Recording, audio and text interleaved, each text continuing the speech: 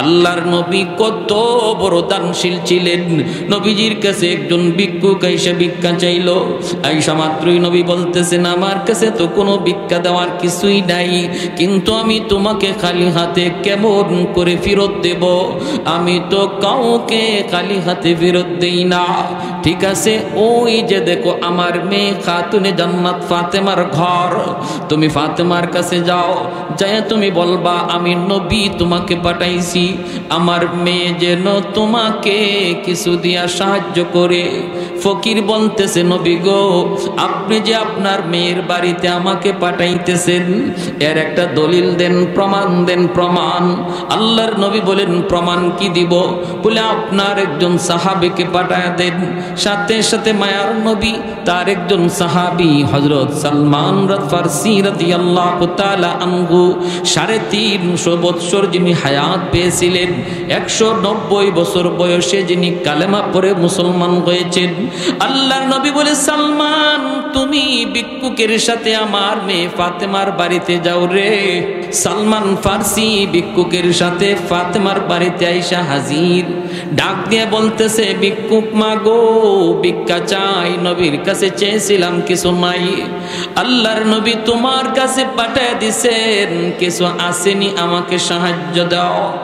খাতুনে জান্নাত পুরা ঘর তালাশ করলেন, দেওয়ার মতো কিছুই নাই, কিছুই নাই। একটা চাদর, চাদরখানা হাতে নিয়া ভিক্ষুকের কাছে দিয়া বলতেছেন, ওই যে চাদর, এই চাদরখানা ছাড়া আমার কাছে কিছুই নাই, এই চাদরটা তুমি ওই ইহুদির বাড়িতে বন্ধক রাখবা। সালমান ফারসির হাতে দিয়ে বলতেছেন, ওই বাড়িতে, ইহুদির বাড়িতে আপনি তার বন্ধক দিবা চাদর, বন্ধক দেওয়ার পর কিছু দিবে, যা দিবে তা ভিক্ষুককে দিয়ে বিদায় করবেন। সালমান ফারসি রাদিয়াল্লাহু তাআলা আনহু তিনি চাদরখানা নিয়া ইহুদির বাড়িতে গেলেন।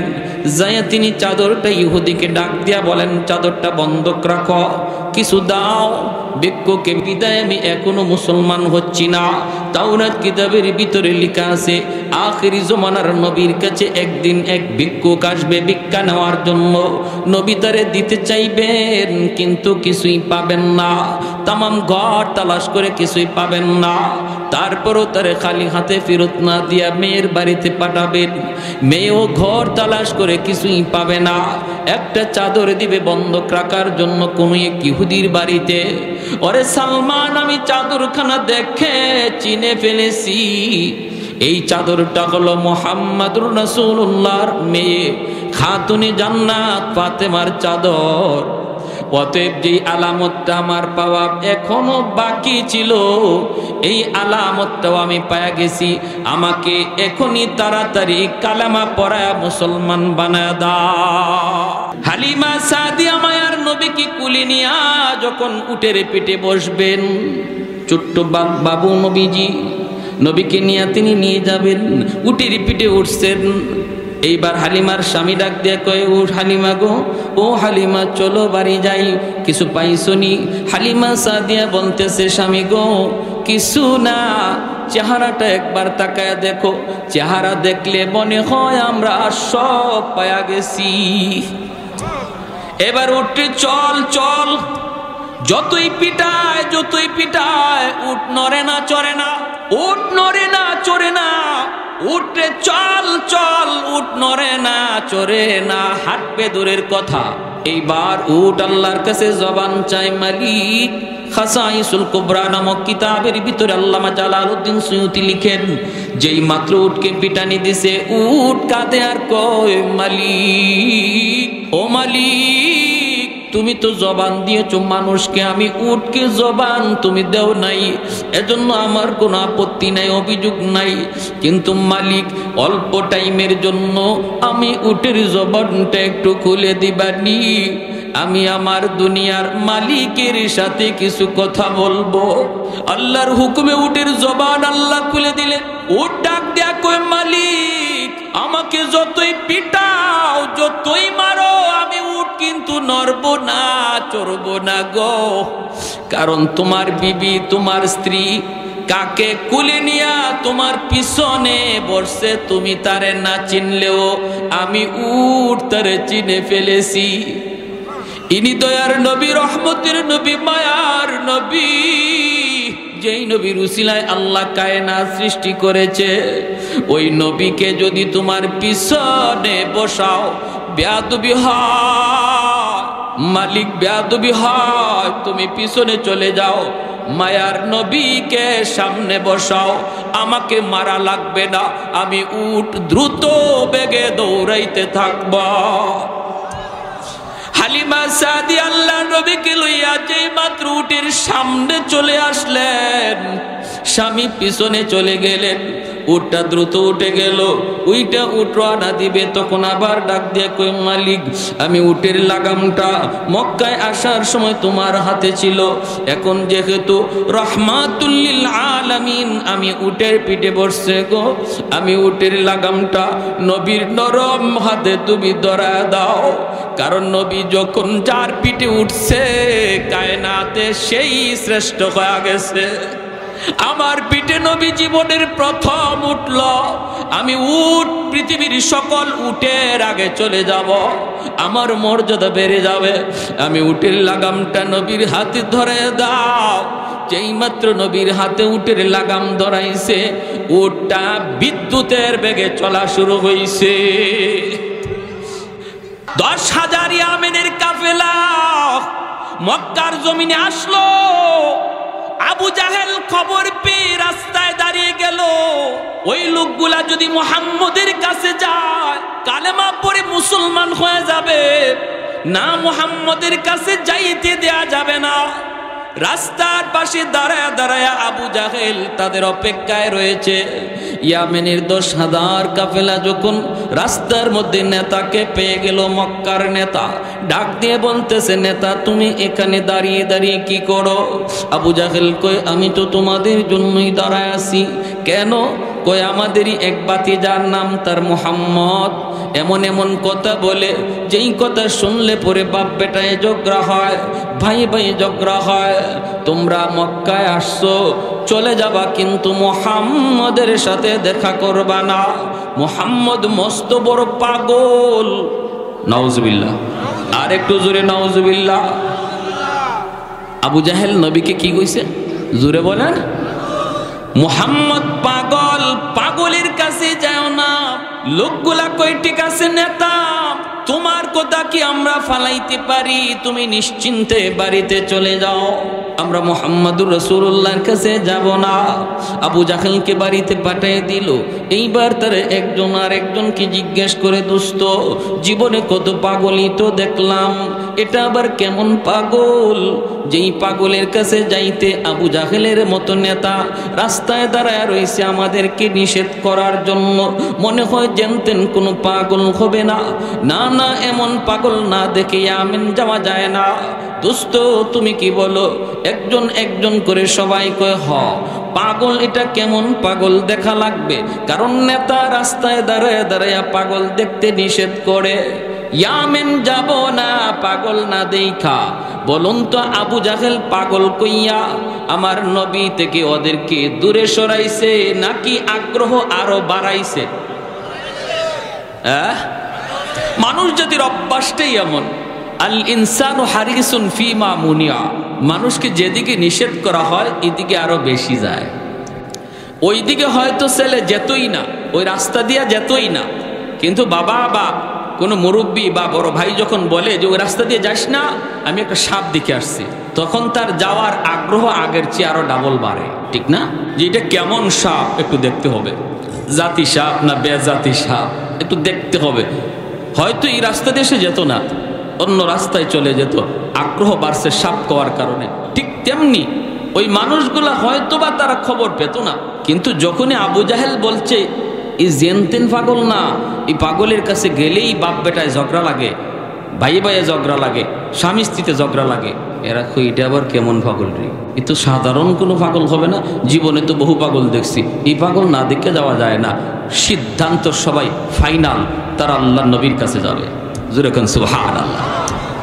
আল্লাহর নবী, রহমতের নবী, মায়ার নবী, খানায় কাবার সামনে নবী কোরআন তেলাওয়াত করেন গো। আমার নবী খানায় কাবার সামনে কোরআন তেলাওয়াতে মগ্ন।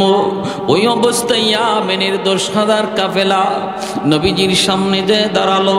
দাঁড়ায় দাঁড়ায় তারা কোরআন তেলাওয়াত শুনতেছে। একজন আরেকজনের দিকে তাকায় কয়, দোস্ত জীবনে কত পাগলের কথা শুনলাম, কোন পাগলের কথা এত সুন্দর হয় না রে। কোরআন এত সুন্দর কারণ হলো কোরআন কার কালাম? আর একটু জোরে বলেন, কার কালাম? আর রহমান আল্লামাল কোরআন খালাকাল ইনসান আল্লামাহুল বায়ান। কত সুন্দর ছন্দ। ওয়াশ-শামসি ওয়া দুহাহা ওয়াল কমারি ইযা তালাহা ওয়ান নাহারি ইযা জাল্লাহা ওয়াল লাইলি ইযা ইয়াগশাহা ওয়াস সামাই ওয়া মা বানাহা। কত সুন্দর ছন্দ মিলায় মিলায় আল্লাহ তার কথাগুলি বলেছেন। ইয়ামেনের 10,000 কাফেলায় কয়, জীবনে কত পাগলের কথা শুনলাম, কোন পাগলের কথা এত সুন্দর হয় না। এ দোস্ত চেহারার দিকে তাকা দেখ, জীবনে কত পাগলের চেহারা দেখলাম। পাগলের চেহারা দেখলে বোঝা যায় পাগল, কিন্তু এই চেহারায় কয় ইনি সাধারণ কোন মানুষ না। চেহারার দিকে তাকা বন্ধু, চেহারায় কয় সাধারণ কোন মানুষ না। আমরা শুনেছি যা তাই সত্য, ইনি আল্লাহর নবী, আল্লাহর রাসূল। আয় আয়, আর দেরি করা যায় না। আমার নবী রহমতের নবীর কাছে আইসা ইয়ামেনের 10,000 কাফেলা নবীর কাছে বইসে কই, নবী গো, আবু জাহেল কইছে পাগল পাগল দেখতে যাও না, কিন্তু পাগল দেখার উদ্দেশ্যে আইসা আমরা একসাথে সবাই মিলে সিদ্ধান্ত নিয়েছি আমরা মুসলমান না হইয়া বাড়ি ফিরত যাব না। না গো নবী না, জীবনে পাগলের কথা কত শুনলাম, এত সুন্দর কোন পাগল কথা কয় না। জীবনে কত পাগলের চেহারা দেখলাম, এত সুন্দর কোন পাগলের চেহারা হয় না। আমাদের হাত বাড়ায় দিছে গো নবী, তাড়াতাড়ি কালেমা পড়ে নবী গো আমাদের মুসলমান বানায়া দেন। ভাইরা বন্ধুরা, জন্য বলতেছিলাম আমার নবী রহমতের নবীর জন্য তুমি কেন পাগল হবা না? কেন নবীর রঙে রঙিন হতে পারো না? পৃথিবীর শ্রেষ্ঠ সুন্দর ছিলেন আমার নবী, কার মতো চুলের কাটিং বানাও। এ যুবক, কার মতো নিজের চেহারার সুরত তুমি বানাও। কারণ আল্লাহ পাক রব্বুল আলামিন কয়, এরে জিব্রাইল, ওই যে দেখো আমার বন্ধুর সুন্দরের প্রশংসা চলছে।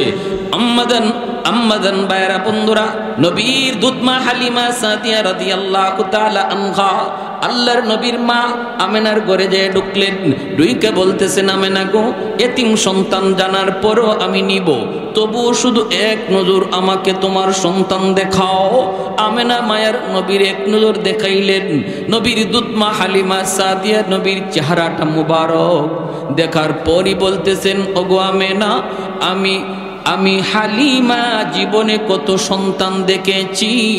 ও গো আমেনা, খোদার কসম, তোমার মানিক মুহাম্মদের মতো এত সুন্দর কোন মানিক আমি হালিমা জীবনে দেখি নাই। আমেনা বলতেছেন, তুমি কেমনে দেখবা? তুমি তো গ্রামে থাকো, আমি শহরে থাকি মক্কায়। খানায় কাবা তওয়াফ করার জন্য পৃথিবীর দেশ দেশান্তর থেকে কত ফ্যামিলি, কত পরিবার, কত শিশু বাচ্চাগুলি নিয়ে বাপ মা আসে। আমি আমেনা কত সন্তান দেখেছি, ইউরোপের সন্তান দেখেছি, অস্ট্রেলিয়ার দেখেছি, পৃথিবীর কোন প্রান্তের কোন বাচ্চা আমি দেখি নাই এমন না। আমি আমেনা বলতেছি গো হালিমা, শুনো, খোদার কসম, আমার মানিকের মতো এত সুন্দর কোন বালক আমি আমেনা জীবনে দেখি নাই। আল্লাহ পাক কই, জিব্রাইল, আমার বন্ধুর মতো সুন্দর তুমি জিব্রাইল কাউরে দেখছনি? জিব্রাইল আমিন কই, আল্লাহ, পৃথিবীর পূর্ব থেকে পশ্চিম, উত্তর থেকে দক্ষিণ তামাম দুনিয়া আমি সফর করেছি। মালিক, তোমার কসম করে বলি, তোমার বন্ধুর মতো আরেকজন দ্বিতীয় পৃথিবীর কোথাও আমি জিব্রাইল দেখি নাই। এবার আল্লাহ বলতেছেন, রে জিব্রাইল তুমি কেমনে দেখবা, হালিমা কেমনে দেখবো, আমেনাও কেমনে দেখবো? আমি আল্লাহ কি বলি ভালো করে একটু শোনো। আমি আমার বন্ধুর মতো দ্বিতীয় আরেকজন পৃথিবীতে বানাই নাই, কিয়ামত পর্যন্ত বন্ধুর মতো বানাবো না। একটু জোরে কন্যা সুবহানাল্লাহ। কিন্তু আজকে বড় আফসোস লাগে রে যুবক, তোমার দিকে তাকালে বড় আফসোস লাগে, মুসলমানের চেহারার দিকে তাকাইলে আফসোস লাগে, মুসলমানের কথা শুনলে আফসোস লাগে। আমি আজকে কার নমুনা ধরতে চাই, কার রং ধরতে চাই? কারণ আমার নবী তো পৃথিবীর শ্রেষ্ঠ সুন্দর ছিলেন।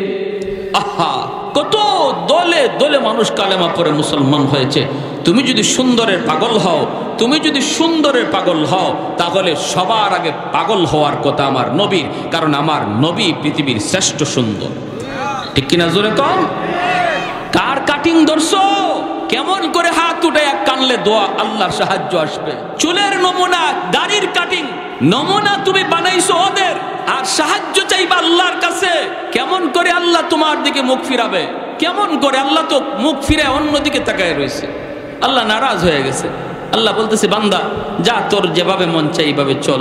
তুই যখন আমাকে খুশি করার চিন্তা বাদ দিয়া তুই বিভিন্ন জাতিরে খুশি করার তালে মগ্ন, নে তুই যেভাবে পারস চল, তুই তোর হালতে চল, আমি আল্লাহ তোর সঙ্গে নাই। এজন্য মায়ের খাইতেছি, কানতেছি, সাহায্য, জোরে বলেন, জোরে বলেন, সাহায্য। অথচ আল্লাহ বলেন, আল্লাহর ওয়াদা, ওয়াকানা হাক্কান আলাইনা নাসরুল মুমিনিন। আল্লাহ বলেন এটা আমি আল্লাহর দায়িত্ব, মুমিনদেরকে সাহায্য করা। যেরকম সুবহানাল্লাহ, এটা আমি আল্লাহর হক, মুমিনকে সাহায্য করা। কিন্তু এরপরও কেন সাহায্য নাই? কারণ একমাত্র আল্লাহ, আল্লাহকে আমরা নারাজ করেছি। 2 নম্বর গুণ হলো কামাল। 2 নম্বর গুণ হলো কামাল, বরত্ব, বুজুর্গি। একজন মানুষ যদি দুনিয়ার মধ্যে সে বড় হয়, তার মধ্যে যদি বুজুর্গি থাকে, মানুষ তার জন্য পাগল হয়। তার ভিতরে যদি বরত্ব থাকে, গুণ থাকে, মানুষ তার জন্য পাগল হয়। চেয়ারম্যানের পিছনে যেই পরিমাণ মানুষ, এমপির পিছনে এর চেয়ে বেশি মানুষ, মন্ত্রীর পিছনে এর চেয়েও বেশি মানুষ। ঠিক কিনা? যে যত বড় হয় তার পিছনে তত মানুষ, ভক্ত তার তত। আমার নবী রহমতের নবী কত বড়! দুনিয়ার মানুষ শুধু নবীকে চিনত এমন নয়, পশু পাখিরা পর্যন্ত আমার নবীকে চিনত। ঠিক না? ঠিক না? হালিমা সাদিয়া মায়ার নবীকে কুলে নিয়া যখন উটের পিঠে বসবেন, ছোট্ট বাবু নবীজি, নবীকে নিয়ে তিনি নিয়ে যাবেন, উটের পিঠে উঠছেন।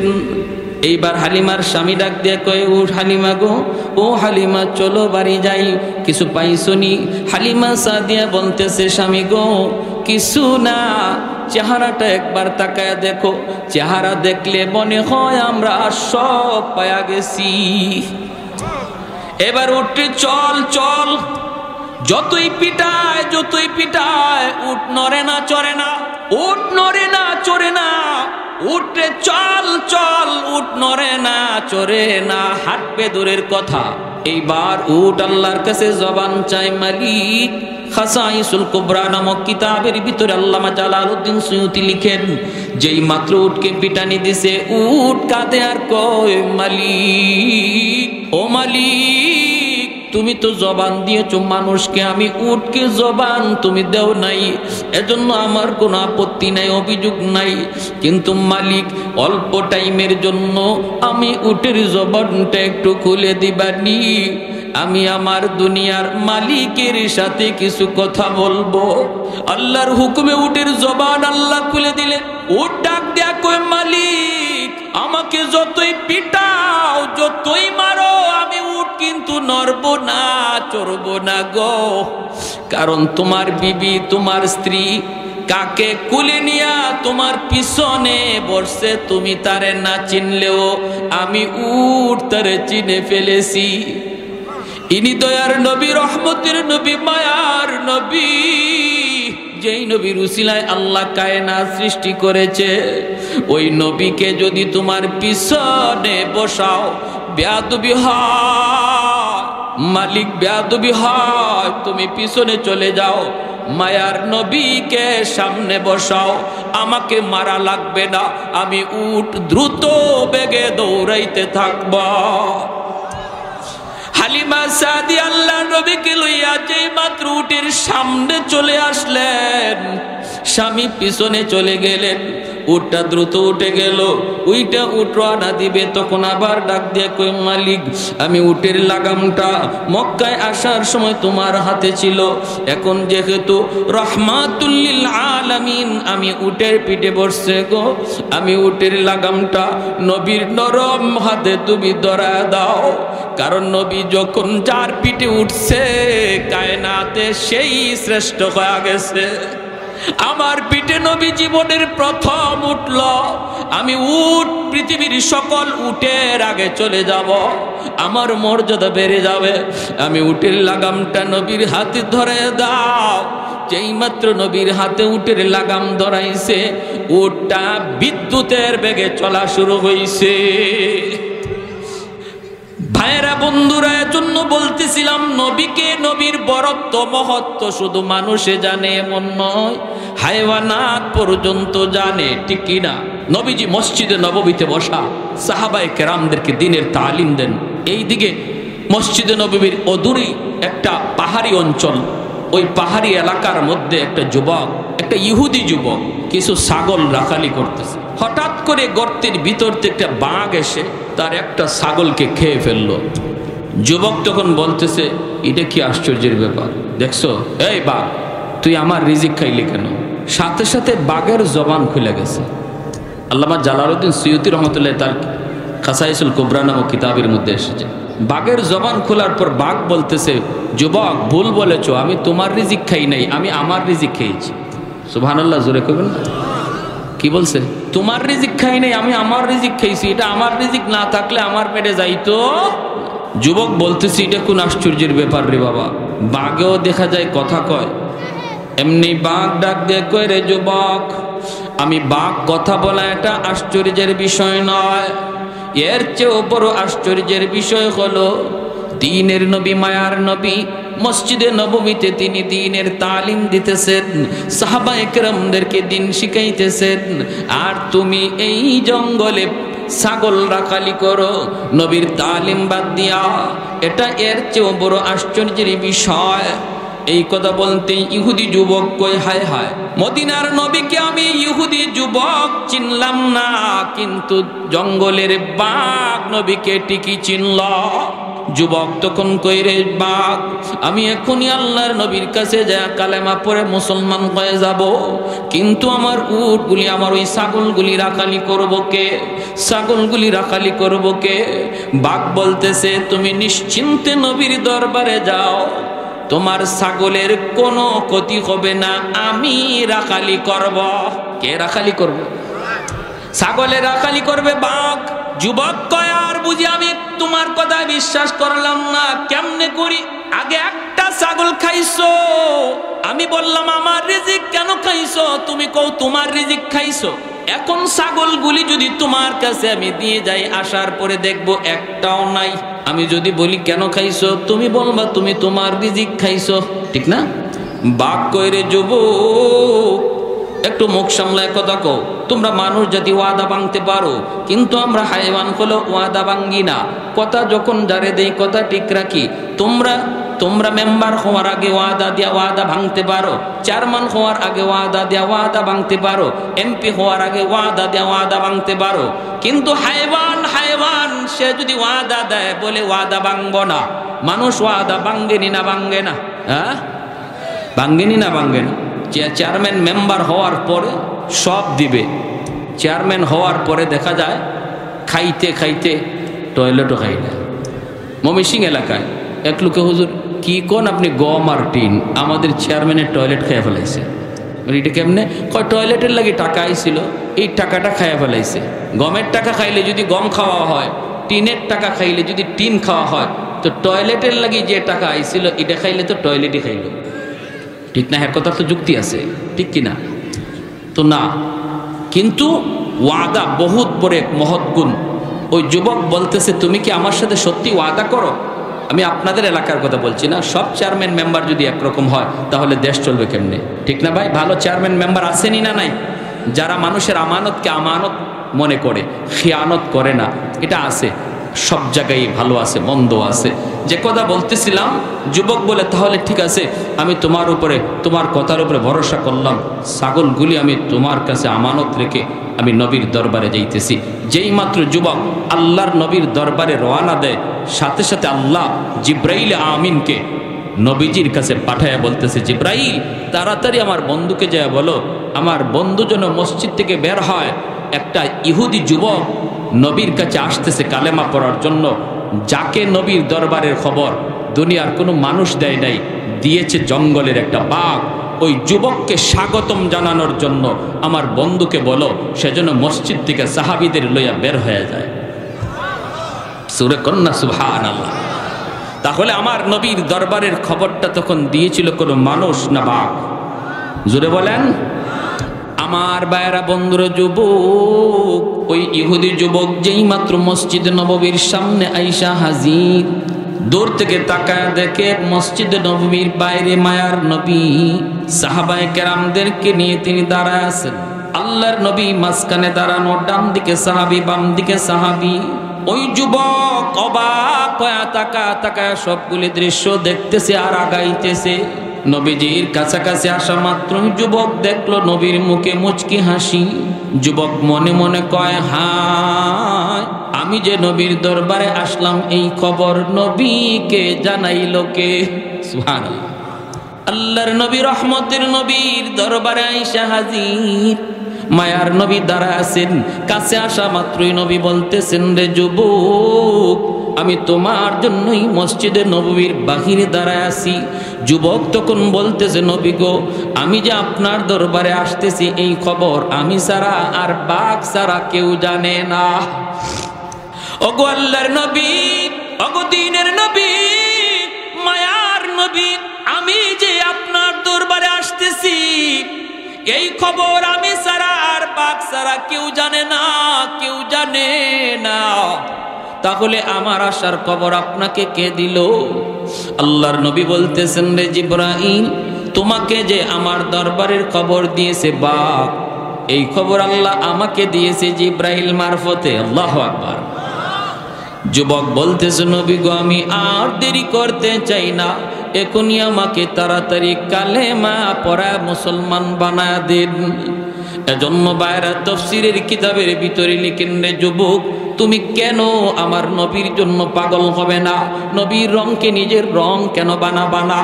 যদি তুমি পৃথিবীর কাউকে বড় তালাশ করো যে এমন একজন মহামানব যার অনুসরণ আমি করব, পৃথিবীর শ্রেষ্ঠ মহামানব ছিলেন আমার আপনার নবী, যার বরত্বের কথা শুধু মানুষ নয়, হায়ওয়ানাত পর্যন্ত স্বীকার করেছে। যেরকম সুবহানাল্লাহ। নওয়াল হলো 3 নম্বর গুণ, দানশীলতা। যে মানুষকে যত বেশি দান করে মানুষ তার তত বেশি ভক্ত হয়। যেই মানুষটা 2 হাতে দান করে দেখবেন তার পিছনে মানুষ তত বেশি বেশি ঘুরে, ঠিক কিনা? আল্লাহর নবী কত বড় দানশীল ছিলেন। নবীজির কাছে একজন ভিক্ষুক এসে ভিক্ষা চাইল। আইসা মাত্রই নবী বলতেছেন, আমার কাছে তো কোনো ভিক্ষা দেওয়ার কিছুই নাই, কিন্তু আমি তোমাকে খালি হাতে কেমন করে ফেরত দেব? আমি তো কাউকে খালি হাতে ফেরত দেই না। ঠিক আছে, ওই যে দেখো আমার মেয়ে খাতুনে জান্নাত ফাতেমার ঘর, তুমি ফাতেমার কাছে যাও, যায় তুমি বলবা আমি নবী তোমাকে পাঠাইছি, আমার মেয়ে যেন তোমাকে কিছু দিয়া সাহায্য করে। ফকির বলতেছে, নবী গো, আপনি যে আপনার মেয়ের বাড়িতে আমাকে পাঠাইতেছেন এর একটা দলিল দেন, প্রমাণ দেন, প্রমাণ। আল্লাহর নবী বলেন, প্রমাণ কি দিব? বলে আপনার একজন সাহাবীকে পাঠায় দেন। সাথে সাথে মায়ার নবী তার একজন সাহাবী হযরত সালমান ফারসি রাদিয়াল্লাহু তাআলা আনহু 350 বছর যিনি হায়াত পেয়েছেন, ছিলেন 190 বছর বয়সে যিনি কালেমা পড়ে মুসলমান হয়েছেন। আল্লাহর নবী বলে, সালমান তুমি ভিক্ষুকের সাথে আমার মেয়ে ফাতেমার বাড়িতে যাও রে। সালমান ফার্সি ভিক্ষুকের সাথে ফাতেমার বাড়িতে আইসা হাজির। ডাক দিয়ে বলতেছে, ভিক্ষুক মাগো ভিক্ষা চাই, নবীর কাছে চেয়েছিলাম কিছু নাই, আল্লাহর নবী তোমার কাছে পাঠিয়ে দিছেন কিছু আসেনি, আমাকে সাহায্য দাও। খাতুনে জান্নাত পুরা ঘর তালাশ করলেন, দেওয়ার মতো কিছুই নাই, কিছুই নাই। একটা চাদরখানা হাতে নিয়া ভিক্ষুকের কাছে দিয়া বলতেছেন, ওই যে চাদর, এই চাদরখানা ছাড়া আমার কাছে কিছুই নাই, এই চাদরটা তুমি ওই ইহুদির বাড়িতে বন্ধক রাখবা। সালমান ফার্সির হাতে দিয়ে বলতেছেন, ওই বাড়িতে ইহুদির বাড়িতে আপনি তার বন্ধক দিবা চাদর, বন্ধক দেওয়ার পর কিছু দিবে, যা দিবে তা ভিক্ষুককে দিয়ে বিদায় করবেন। সালমান ফার্সি রাদিয়াল্লাহু তাআলা আনহু তিনি চাদরখানা নিয়া ইহুদির বাড়িতে গেলেন। যাইয়া তিনি চাদরটা ইহুদিকে ডাক দিয়া বলেন, চাদরটা বন্ধক রাখো, কিছু দাও, ভিক্ষুককে বিদায়, আমি এখনো মুসলমান হচ্ছি না। তাওরাত কিতাবের ভিতরে লেখা আছে, আখিরি জমানার নবীর কাছে একদিন এক ভিক্ষুক আসবে ভিক্ষা নেওয়ার জন্য। নবী তারে দিতে চাইবেন কিন্তু কিছুই পাবেন না, তামাম ঘর তালাশ করে কিছুই পাবেন না। তারপরও তারে খালি হাতে ফেরত না দিয়া মেয়ের বাড়িতে পাঠাবেন। মেয়েও ঘর তালাশ করে কিছুই পাবে না, একটা চাদর দিবে বন্ধক রাখার জন্য কোন এক ইহুদির বাড়িতে। ওরে সালমান, আমি চাদরখানা দেখে চিনে ফেলেছি, এই চাদরটা হলো মুহাম্মাদুর রাসূলুল্লাহর মেয়ে খাতুনে জান্নাত ফাতেমার চাদর। অতএব যেই আলামতটা আমার পাওয়া এখনো বাকি ছিল, এই আলামতটাও আমি পায়া গেছি, আমাকে এখনই তাড়াতাড়ি কালেমা পড়ায়া মুসলমান বানায় দাও।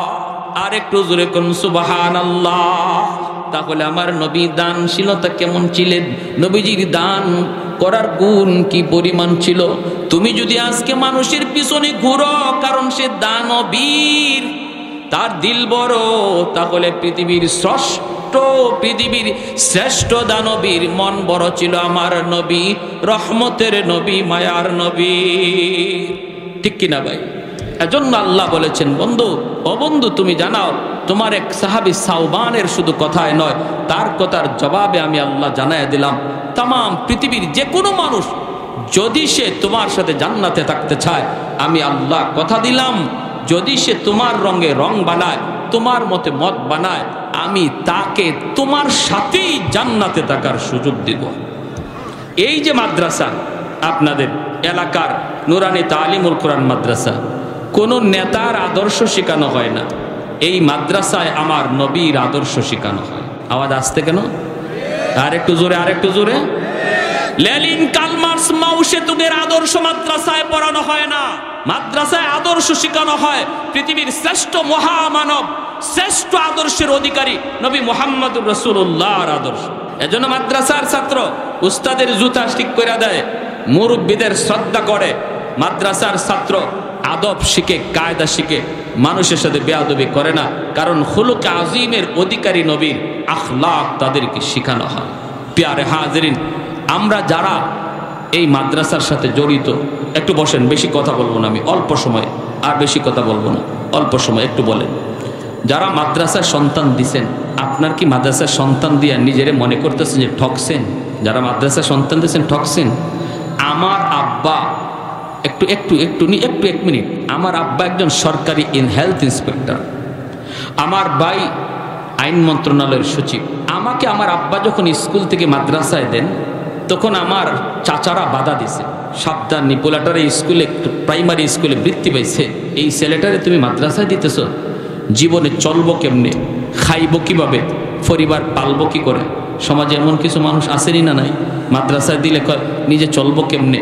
হ্যাঁ, আল্লাহ পাক রব্বুল আলামিন আমার আব্বার দিলের ভিতরে মাদ্রাসার প্রতি মহব্বত ঢুকাই দিয়েছেন। ইনি বলতেছে, কেমনে চলবো, কেমনে খাইবো জানি না, তবে এতটুকু শুনছে আলেমদের জবানে, মানুষ সৃষ্টির আগে আল্লাহ রিজিকের ফয়সালা করে রাখছে। সুবহানাল্লাহ, জোরে খান। মানুষ সৃষ্টির আগে আল্লাহ রিজিক বাউ করে রাখছে। অতএব আমার ছেলে মাদ্রাসায় পড়লে কেমনে খাবে কেমনে চলবে সেটা আমি জানি না, জানেন আমার আল্লাহ। আমারে যখন আমার চাচারা জিজ্ঞেসেন বাবা স্কুলে পড়বা না মাদ্রাসায় পড়বা, আমি বলছি মাদ্রাসায় পড়বো। আলহামদুলিল্লাহ। কিয়ামতের ময়দানে একখান হাদিস বলে শেষ দিচ্ছি, শুধু মনোযোগ দিয়ে শুনেন।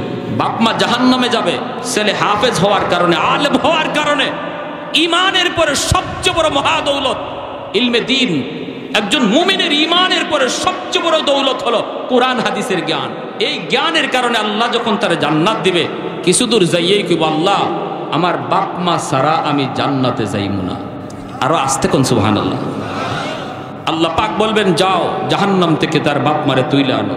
রেওয়ায়েত যদিও দুর্বল কিন্তু ফাজাইলের জন্য বলা যায়, জাহান্নাম থেকে বাপ মারে তুইলে আনার সময় তার দাদা দাদি নানা নানি তার বাপ মারে ধরবো, দইরে কইব বাইরে বাবারা তোমরা তো তোমাদের সন্তানের সুপারিশে আজকে জান্নাত পেয়ে গেছো, জাহান্নাম থেকে মুক্তি পেয়ে গেছো, কিন্তু সে তো আমাদেরও নাতি, আমরা তো কম মায়া করি নাই।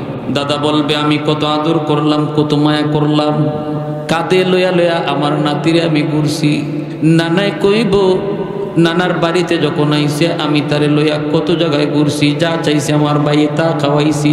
একটু যায় তোমরা কইও যেন দাদা দাদির জন্য নানা নানির জন্য একটু সুপারিশ করি। তার বাপ মা যখন আইব জান্নাতে বাপ মারে নিয়ে রওনা দিব, কিছুক্ষণ পরেই বাপ মা আবার থেমে যাবে। ডাক দিয়ে কইব আব্বা তুমি থামলা কেন, মা তুমি কেন থামছো গো? তখন বাপ মা কইব বাবা তুমি যদি তোমার বাপ মা ছাড়া জান্নাতে না যাও, আমরাও আমাদের বাপ মা ছাড়া জান্নাতে যাইমু না। আল্লাহ ফেরেশতাদেরকে বলবে যাও কোরআনের পাখির দাদা দাদি নানা নানিরে নিয়ে আসো। সুবহানাল্লাহ। ওই এলাকার মানুষগুলি তার দাদা দাদি নানা নানিরে ধরব, দইরা কইব বাইরে তোমরা তো তোমাদের নাতির সুপারিশে জান্নাত পেয়ে গেছো, কিন্তু আমরা তো ওই এলাকার মানুষ, যে এলাকার মাদ্রাসায় পইরা সে হাফেজ হইছে আলেম হইছি, আমরা তো তারে সাহায্য করছি, খাওয়ার ব্যবস্থা করছি, টাকার ব্যবস্থা দিছি, আমরা তো তার মাদ্রাসায় 1000 2000 এক বস্তা 2 বস্তা চাউল দিছি, টাকা খাওয়ার ব্যবস্থা আমরা করছিলাম, এজন্যই তো সে কোরআন সিনায় নিতে পারছি। একটু যাইও তোমরা তোমাদের নাতিকে একটু বইলো আমরা জাহান্নামের আগুনে পড়ে গেছি, বিপদে পড়ে গেছি, যেন একটু আল্লাহর কাছে সুপারিশ করে। দাদা দাদি নানা নানি জাহান্নাম থেকে উইটা আসার পর ডাক দিয়া কইব বাইরে যেই এলাকার মাদ্রাসায় পইরে তুমি হাফেজ হইছ, ওই এলাকার মানুষ কিছু মানুষ জাহান্নামে দেখে আসছি, আমাদেরকে দইরা দইরা কাঁদছে, কার তারা তোমাকে খাওয়া টাকার ব্যবস্থা করে দিছিল। তখন ওই কোরআনের পাখি নবীর হাদিস বলে, নবী বলেন ওই কোরআনের পাখি তখন কইব আল্লাহ ওই মানুষগুলা সারাও আমি জান্নাতে যাইমু না। আল্লাহ পাক বলবে যাও ওই মানুষগুলিকে 2টা সারিতে দাঁড় করাও, মাঝখান দিয়ে আমার কোরআনের পাখিরে ছেড়ে দাও। মানুষগুলা 2 সারিতে দাঁড় করানো হবে, মাঝখান দিয়া কোরআনের পাখি যায়, আর একজন একজন করে তারে চিনে ফেলে। হাদিস শরীফে আল্লাহর নবী বলেন, একজনে বলে হুজুর আপনি আমাকে চিনছেননি, কে তুমি? কয় আনাল্লাযী সাকাইতুকা মা, আমি আপনাকে 1 গ্লাস পানি পান করাইছিলাম। কিছু দূর যাওয়ার পর আর একজনে কইব হুজুর আপনি আমাকে বুঝি চিনছেন, বলি তুমি কে? কয় আনাল্লাযী ওয়াহাবতু লাকা ওযুআ, আমি আপনাকে 1 বদনা ওযুর পানি দিছিলাম। নবী বলেন এইভাবে একজন একজন করে অসংখ্য মানুষ মাদ্রাসায় সহযোগিতার কথা তারা ইয়াদ করে দিব। আল্লাহর নবী বলে তখনই ওই কোরআনের পাখি আল্লাহ পাক রব্বুল আলামিনের কাছে তাদের জন্য সুপারিশ করবে। আল্লাহ পাক তখন বলবে ফেরেশতারা রে আমার ওই কোরআনের পাখিকে যারা যারা চিনতেছে আর সে যাদেরকে চিনতেছে সব সহ জান্নাতে দিয়া দাও, কারণ সবাই জান্নাতে ঢুকলে আমি আল্লাহর জান্নাতের কোনো কমতি হবে না। তাহলে আপনি আমি যারা মাদ্রাসায় পড়াইতেছি বাবা হইয়া, কেউ বা দাদা হইয়া, কেউ বা নানা হইয়া, কেউ বা এলাকার মানুষ, দাদা হইতে পারি নাই, হাফেজ কোরআনের বাবা হইতে পারি নাই, নানা হইতে পারি নাই, কিন্তু সহযোগী হইতে পারি, ঠিক কিনা জোরে বলেন? সহযোগী হইতে পারি, একটু আওয়াজ দিয়া বলেন ঠিক কিনা? ভাইয়েরা বন্ধুরা, এতটুকু কিয়ামতের ময়দানে নাজাতের বহুত বড় উসিলা হয়ে যাবে। এজন্য অল্প সময়ের জন্য আমি আপনাদের কাছে একটু অনুরোধ করব। আমি বহু দূর থেকে আসছি, কেউ উঠবেন না, একটু অনুরোধ। যদি কেউ উঠেন তাহলে বোঝা গেল মাদ্রাসার প্রতি আপনার মহব্বত নাই। নবীর বাগান হলো মাদ্রাসা, মসজিদ হলো আল্লাহর ঘর। অতএব নবীর বাগানের দিকে মহব্বত কার আছে এখন প্রমাণ হবে। তৌফিক নাই, আপনি সাহায্য করবেন না, অসুবিধা নাই, কিন্তু দিল থেকে এ দোয়া তো করতে পারবো। পারি না ভালো কথা, কিন্তু দোয়া তো করতে পারবো, ঠিক কিনা জোরে কোন? একজন ভাই বলেন সবার আগে আল্লাহ যেন আপনার আওলাদ থেকে, আপনার পরিবার থেকে, আপনার গোষ্ঠী থেকে কোরআনের হাফেজ আল্লাহ কবুল করে। সন্তান যেন আল্লাহ কোরআনের হাফেজ কবুল করে, আলেমে দিন কবুল করে। একজন ভাই এই নিয়তে বলেন, হুজুর আমি 10,000 টাকা আমার নবীর বাগানে দান করব ইনশাআল্লাহ। কে আছেন এমন দরদ দিলের, বড় দিলের, দিলওয়ালা একজন মানুষ? সাহাবায়ে কেরাম দ্বীনের জন্য জীবন দিছেন, আর এখন একটু মালের কোরবানি আমি চাইতেছি রে ভাই। দ্বীনের খাতিরে মালের কোরবানি সবার আগে একজন বলেন, হুজুর আমি 10,000 টাকা আমার আম্মার নামে, আমার আব্বার নামে আমি দান করলাম। আজকে সন্তান যদি বাপ মা নামে দান করে, আগামী কাল তার সন্তান তার নামে দান করবে, ঠিক কিনা? 10,000 টাকা একজন ভাই বলেন সবার আগে 10,000। এরপরে যতজন বলবো সমপরিমাণ, যতজনে বলবো আল্লাহ সমান লাকাদ জাআত রুসুলু রাব্বিনা বিল হক রব্বানা যালামনা আনফুসানা ওয়া ইল্লাম তাগফির লানা ওয়া তারহামনা লানাকুনান্না মিনাল খাসিরিন রব্বিরহামহুমা কামা রব্বায়ানি সগীরা রব্বিরহামহুমা কামা রব্বায়ানা সগীরা। রব্বুল আলামিন কুদরতি নজরে, মায়ার নজরে একটু তাকায় দেখো, তোমার বান্দারা বসে বসে তোমার কথা, তোমার হাবিবের কথা শুনতেছে। আমলখানা যদি তোমার দরবারে পছন্দনীয় হয়, উসিলায় আমাদের জীবনের সব গুনাহ খাতা মাফ ফরমাও। আয় আল্লাহ, জানি না গো মালিক আমাদের কার হায়াত কতদিন দুনিয়ায় রাখছো। আল্লাহ বেনামাজি অবস্থায় কাউকে তুমি কবরে নিও না। আল্লাহ তোমার নবীর সাথে অন্তরে বিদ্বেষ রাইখা কারোকে কবরে নিও না। তোমার নবীর রঙে রঙিন হওয়ার আগে তুমি কবরে ডাক দিও না। আয় আল্লাহ আমাদের সবাইকে খাঁটি দিলে তওবা করার তৌফিক দাও। আয় আল্লাহ আব্বা আম্মা, দাদা দাদি, নানা নানি, শ্বশুর শাশুড়ি, বিবি বাচ্চা, ভাই বোন, যত মায়ার মানুষ অন্ধকার কবরে চলে গেছে, আল্লাহ প্রত্যেকের কবরকে জান্নাতের বাগান বানায় দাও। আয় আল্লাহ ডাইনে বামে সামনে পিছনে যত মুর্দেগান, আল্লাহ মাহফিলের খাতিরে, মাদ্রাসার খাতিরে প্রত্যেকের কবরকে জান্নাতের বাগান বানাও। আল্লাহ জানি না গো মালিক আমার মতো কার জানি মা দুঃখিনী দুনিয়ায় নাই। যার মা নাই সে জানে মা কত বড় নিয়ামত, যার বাবা নাই সে জানে বাবা কত বড় দৌলত। আল্লাহ আমাদের আব্বা আম্মার কবরকে জান্নাতের বাগান বানায় দাও। আয় আল্লাহ দুনিয়ার যত মুমিন মুমিনা কবর দেশে শায়িত, আল্লাহ তুমি সবাইকে মাফ করো।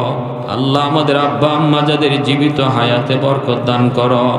বিবি বাচ্চা ভাই বেরাদর প্রত্যেকের হায়াতে বরকত দাও। আয় মাওলাই করিম, আয় আল্লাহ মালিক এই মাদ্রাসাকে কবুল করো, মঞ্জুর করো। মাদ্রাসার ছাত্র ওস্তাদ এলাকাবাসীকে কবুল করো, মঞ্জুর করো। যারা সাহায্য সহযোগিতা করতেছেন, করবেন, সবার সহযোগিতাকে নাজাতের ওসিলা বানাও। আয় আল্লাহ এই মাদ্রাসার যত কমিটির সদস্যবৃন্দ যারা আছে প্রত্যেকে এই মাদ্রাসার খাদেম বানাও। আল্লাহ মা বোনদেরকে মাফ করে দাও। 2 জন মহিলা তোমার নবীর বাগানে, আয় আল্লাহ 500 বা 1000 টাকাও দান করছে, আল্লাহ দোয়া চাইছে। অনেক ভাইরা এখানে দান করছেন 10,000, 5,000, 1,000। আল্লাহ প্রত্যেকের দানের উত্তম বদলা তুমি দান করো। দুনিয়াতে হালাল তরিকায় লক্ষ লক্ষ টাকার মালিক বানায় দিও, পরকালে দানকে নাজাতের উসিলা বানায়। আয় মাওলাই করিম, যারা অসুস্থ আছে সুস্থতার নিয়ামত দিও। আমার যুবক ভাইদেরকে মসজিদমুখী বানায় দাও। আল্লাহ আফত বিপদ বালা মুসিবত থেকে হেফাজত ফরমাও। ওয়া সাল্লাল্লাহু তাআলা আলা খাইরি খালকিহি মুহাম্মদ ওয়া আলা আলিহি ওয়া আসহাবিহি আজমাইন। আমিন আমিন বিরহমাতিকা ইয়া আরহামার রাহিমিন।